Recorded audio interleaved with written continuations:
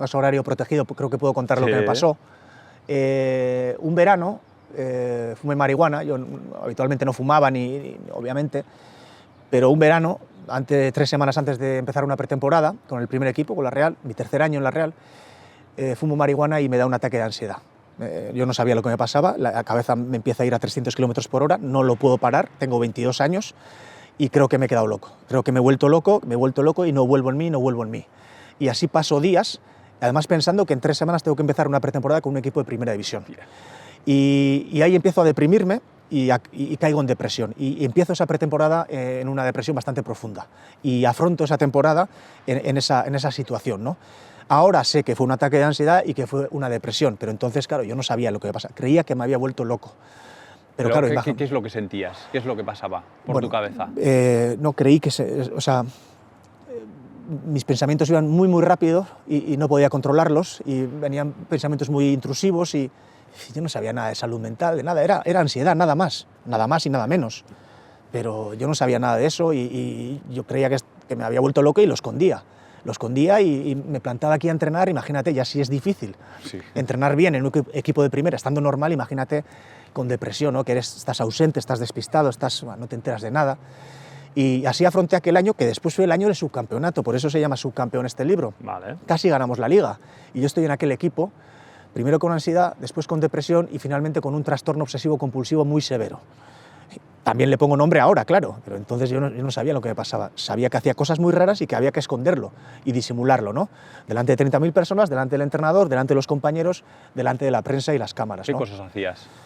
Bueno, alguien que tiene TOC, trastorno obsesivo-compulsivo, esto es increíble. Alguien de Australia, de Brasil o del Goibar como yo, con TOC, tiene un manual de TOCs, aunque no hayan hablado entre ellos, de TOCs y de obsesiones, ¿no? Es algo asombroso. ¿Pero son las mismas obsesiones? Muchas son casi las mismas. Similares. Por eso es algo increíble, ¿no? Claro, yo entonces no sabía que esto era TOC. ¿Qué hacía?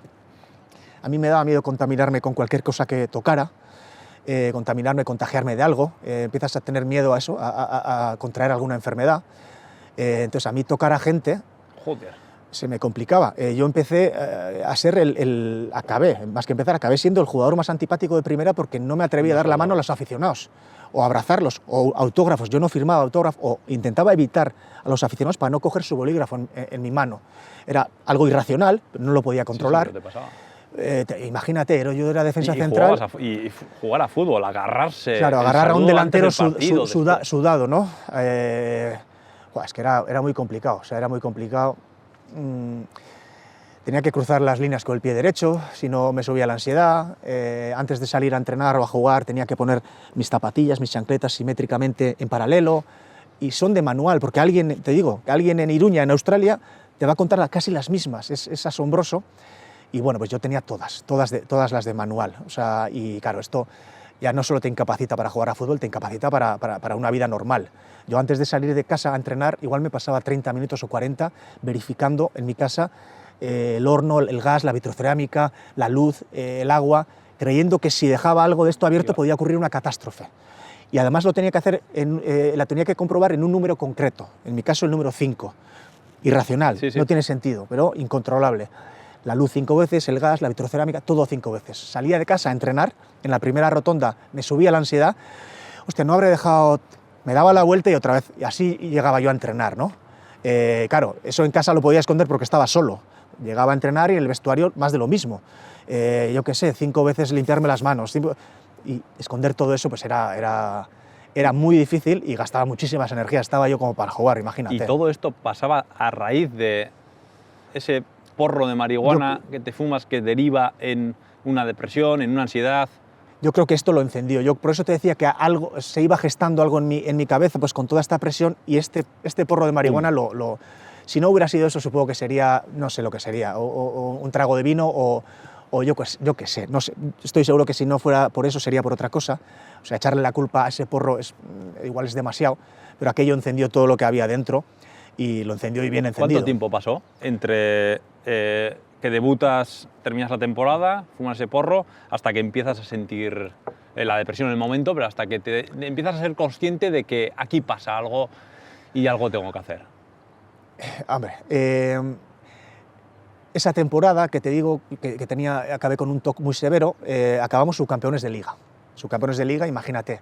Yo lo cuento en el libro, es lo que más apuro me ha dado a contar, y lo contamos en el primer párrafo ya. Es que yo estaba tan mal que prefería no ganar aquella Liga.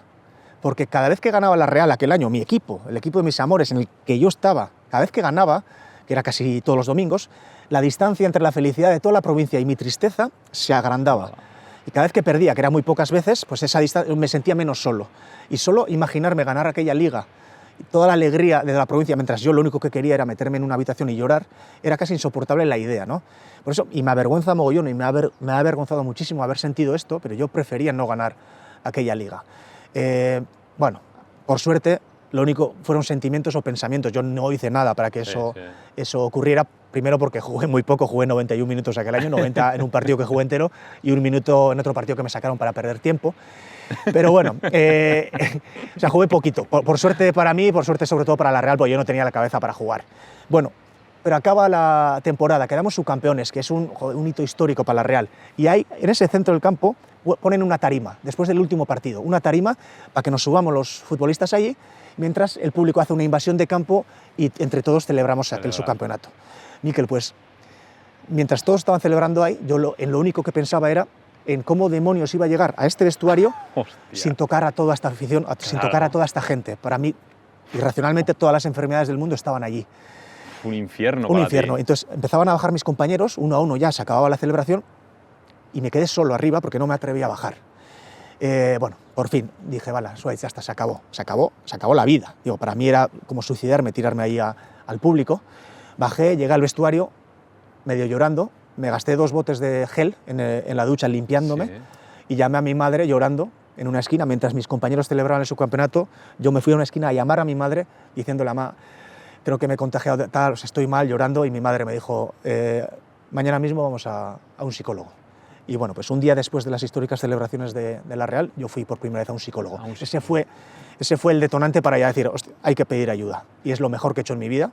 Esto se lo recomiendo a cualquiera que esté pasando un mal momento, porque ir al psicólogo y que el psicólogo le ponga nombre a lo que te pasa, ya es un alivio. Es un alivio. O sea, cuando fui allí y me dice, ¿qué haces? Digo, yo avergonzado, mi madre al lado. Imagínate yo contándole, no, tengo que cruzar las líneas con el pie derecho, o no me atrevo a tocar un delantero por el sudor. Y ella, la psicóloga, me decía, ¿y haces también esto? Imagínate mi cara, Miquel. Es decir, cuando supe que eso estaba estudiado, que tenía un nombre... No eres el único en el mundo. No, ¿te pasa esto? Y digo, sí.